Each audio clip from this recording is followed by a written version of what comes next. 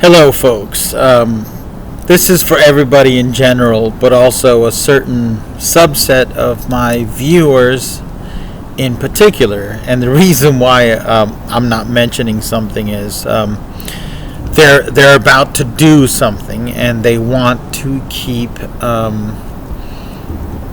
information confidential, because if it's prematurely released, it would interfere with what they're doing, and I respect that. Especially, you got to earn a living, right? Don't get between somebody and their lunch. That's the saying.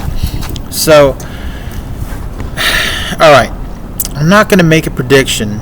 I'm going to talk science with you. I'm going to talk about logic and science and reason, and this is the science, the logic, and the reason behind going up in weight class. All right. First of all, there's a fundamental thing that you need to understand.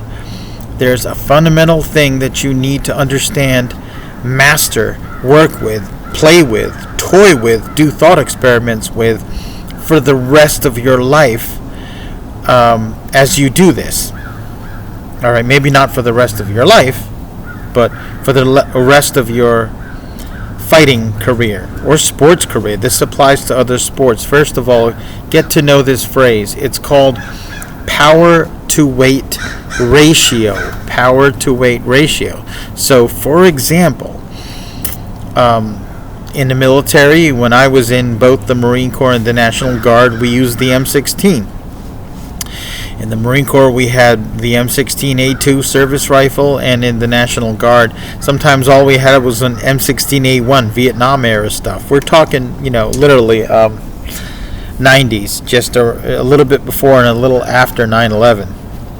And it uses what's called a 5.56 Nato ball round, and the Nato ball round is about that big. It's kind of like the width or thickness close to that of a 22, and a little bit heavier, but it's far more powerful. Why? It's got more propellant.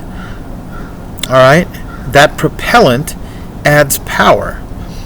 Exploding gunpowder, right? And that gives it more acceleration as well as momentum, right? So, in other words, if you go up weight class, you're adding more bullet. And you have to add more propulsion. How do you add more propulsion? First of all, you've got to access your muscular fast twitch muscles, hopefully develop a little more muscle. So in other words, as you go up in weight, you can gain adipose tissue, which is fat. You can gain water weight. You can gain muscle weight. I mean, in theory, if you're doing certain types of training, you could increase bone density, but that's fairly negligible, but it is a factor. In terms of just raw physics, 1.5 millimeters is a little bit less than 1.6 millimeters, right? But it doesn't translate into a lot of weight gained or lost. I'm just saying this because I want you to understand I'm looking at this as a scientist, right? So first of all, power to weight ratio. Now, then, as you've got to look at the demands of your sport.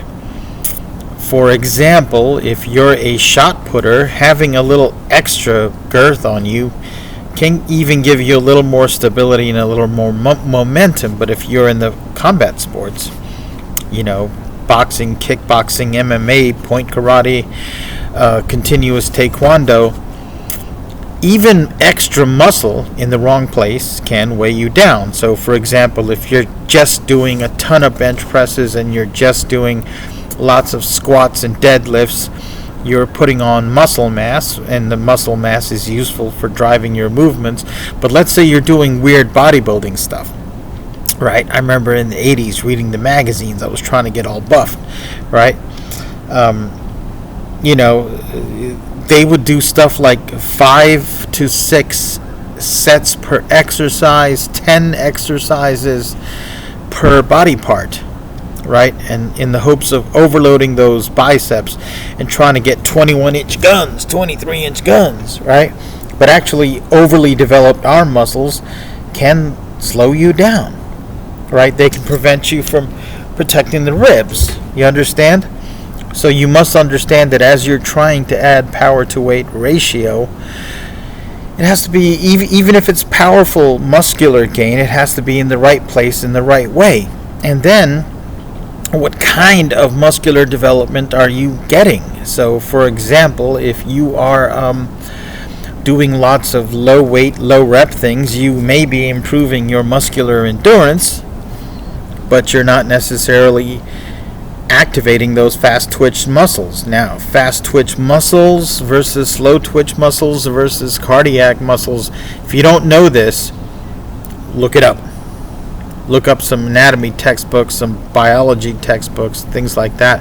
But to make it really simple, you have slow twitch muscles which give you endurance. They can twitch over and over and over again.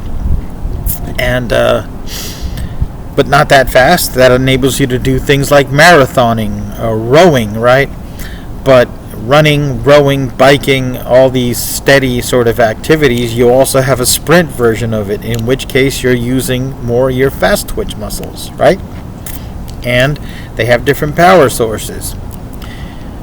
For example, a sprinter has to access fast twitch muscles and slow twitch muscles, because there's also recovery. Now, if you're doing a sort of cross country, there are times when you accelerate and times when you're more coasting, and there might be turns and going up and down and around terrain.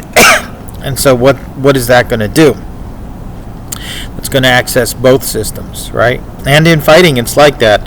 Fighting, it probably deeply accesses the fast twitch muscles more often and in so many different ways. But you also have to hold yourself up. You also have to, sometimes you're covering up and making movements that don't necessarily require as much speed, right? If you're in a Philly shell, bringing this up to absorb this punch and this up to absorb this punch and a little bit of that, but that might require some speed, and then that's speed, and then, it's a mixture of types of muscular usage, right?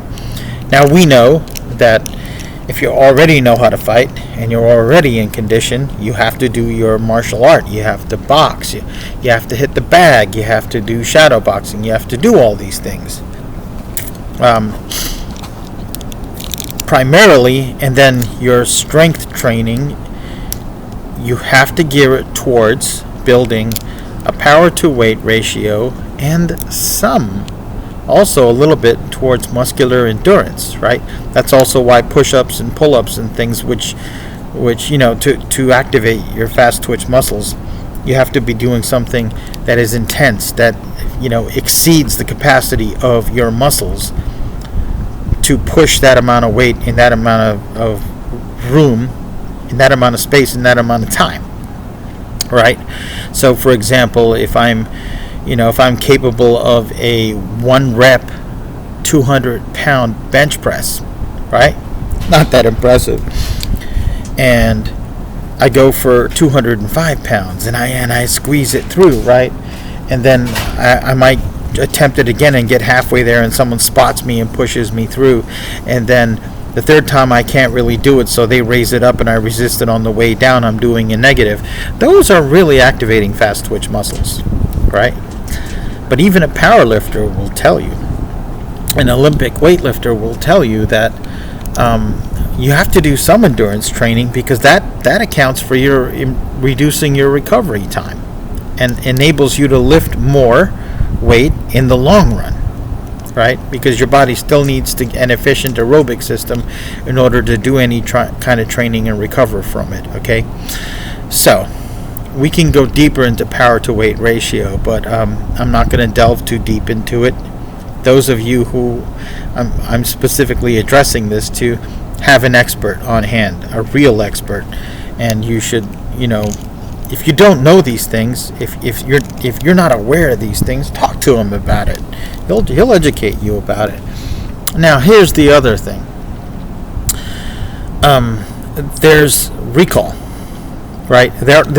You have to eliminate things that reduce your ability to use your fast twitch muscles, to use your speed. So, for example, if as you gain the weight, if you gain too much adipose tissue, right, it can upset your balance, and you've got to do things to make sure that you compensate for that, so that you're not off balance, right? So that you're going to be used to moving a certain way, and now you're using another way, and you're like, well, now I hit harder, I got guns, but can I,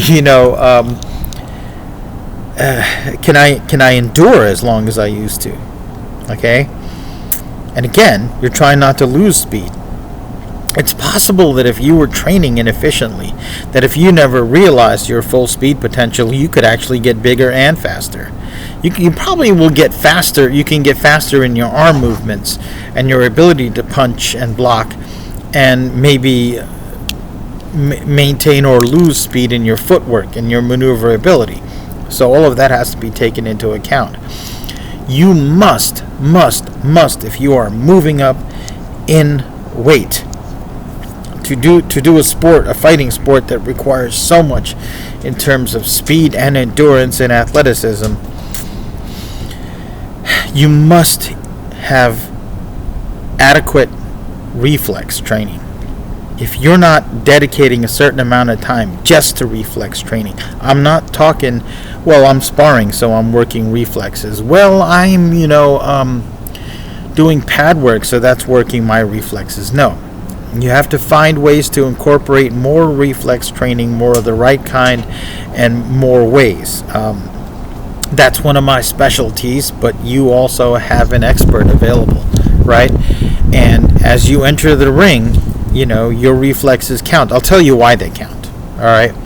Because as you have the ability to deliver more power and possibly more explosively than you had before, if you incorporated that strength and conditioning training, you may move your hand or move your body out of the way and expect to be able to dodge something coming at you at a certain speed, and you maybe can't because you didn't follow some of the precepts that I talked about, right? So that's important, right? Make sure you include reflex training and make sure you anticipate those things. Now, as you're training for a particular event, whatever it is, right? Soccer, football, boxing, kickboxing, right? Rugby. You should have been monitoring your game as you went up the weight class and said, what areas of my game are being affected? Having adequate reflex training, I actually feel like most martial artists, most fighters don't do enough dedicated specific reflex training. In general, I feel like it's a weakness in general that I observe, right? You can rely on your enhanced reflexes to compensate for the possibility that you may just be a little bit slower in your footwork or something. You may be able to throw faster punches, but not necessarily bounce around and slip and slide out of the way as you used to. But now your reflexes are better, so you see stuff coming at you sooner, and it looks the same. It looks like your reflexes didn't get lost at all. Your speed didn't get lost at all, right? I feel like that's a very important thing that I need to say. Another thing is the different types of speed. I mean, if you are tense, if you're physically tense, you're less relaxed. That tension acts as a drag, especially the antagonistic muscles. The agonistic muscles, for example, the tricep and pecs drive that punch, but then I don't want to have my biceps and lats and everything too tense because it'll slow me down. It'll act as a drag. But then when that punch is expended, then I want that to come back, right? And of course, you want to monitor your body. You want to make sure things are not over or underdeveloped, right? There's mental speed, the speed of your mind to process things in general. That can be thrown off by things like a bad diet. That can be thrown off by mental stresses, marital problems, family problems, financial problems. So, as that fighter is preparing to enter the ring, they should not, that's why people should be managing certain other aspects of that life, right? And certain things, if your people around you, friends, family, and your team really support you as you get close to the fight, they should be trying to pick up some of the mental slack, right? You should not be giving so much of your energy to making decisions in areas other than your training and competing, because it can take a toll, right? There's perceptual speed. How quickly do you read cues, right? That's another mental thing. There's also mental focus, your ability to focus on what you need to focus and not focus on what you don't need to focus. Because that too can provide drag and distraction. Okay, so that's very important. I'm really sorry, people. This is a public space, so some people are passing by, but I'm trying to record this for you. If you follow me, right? Then there's the speed of your footwork versus the speed of your limbs, right? And there's also the added factor that more muscle mass is also, it's more power, but it can be more of a strain on the heart. Yet another reason why you need to make sure that your aerobic and anaerobic conditioning are better. And another thing is, learning how to do deep breathing exercises.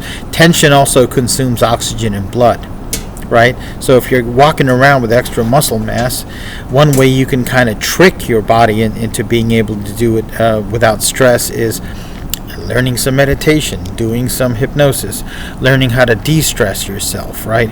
Doing things like massotherapy, cryotherapy, even things, believe it or not, sometimes if you just lay in such a way, like, yoga people do headstands and plows, but if you can't do that, simply laying in such a way that your feet and hips are elevated above your heart, even for a short amount of time, right, then that sort of drains the blood, makes it easier for the blood to return to your heart. And if you do that for set periods, that can be recuperative, right? Sometimes using things like cryotherapy, whether it's an ice bath or certain things like that, you need to talk to an expert about that. But massotherapy is fantastic. One of the greatest recovery methods ever invented is a hyperbaric chamber, right? And if you don't know about what a hyperbaric chamber is, they were doing research in Israel with senior citizens, people 64 years old and older, and they were doing a hyperbaric session every day, and for something like 60 days, right? And at the end of that time period, they showed less of the biomarkers of aging, everything from apoptosis, which is cell death, cells sort of breaking apart and then being reabsorbed in the body, blood pressure, inflammation, all these things. It's a fantastic way to recover. And again, if you're carrying around extra weight and muscle mass, you have to find ways for your body to stand it, recover from it, right? And manage that. The other thing is diet.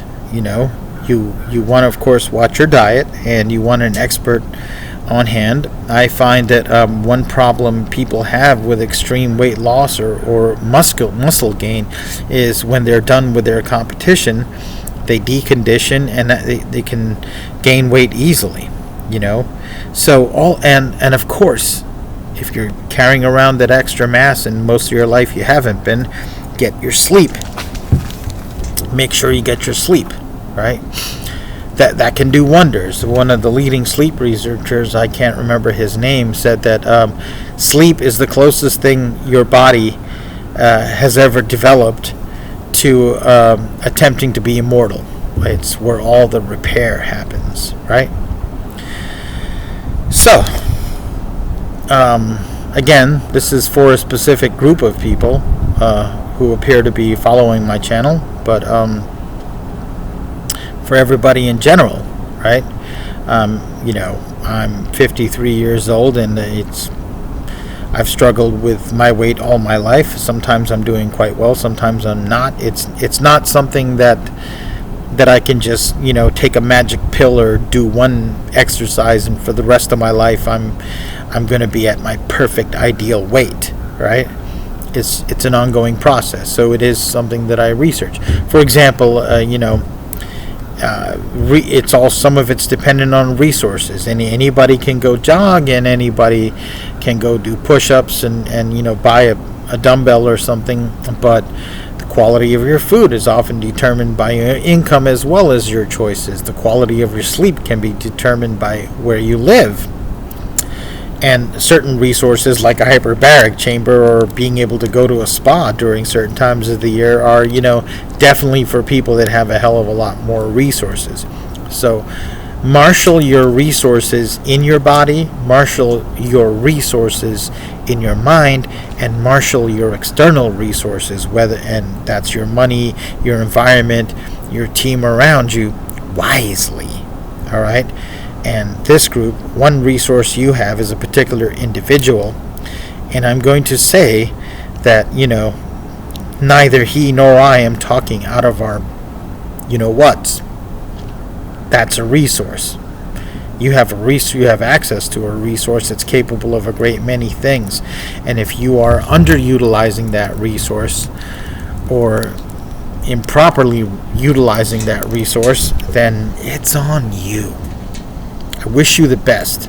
Not just this specific group, but anybody watching this video. I wish you all the best. Thank you.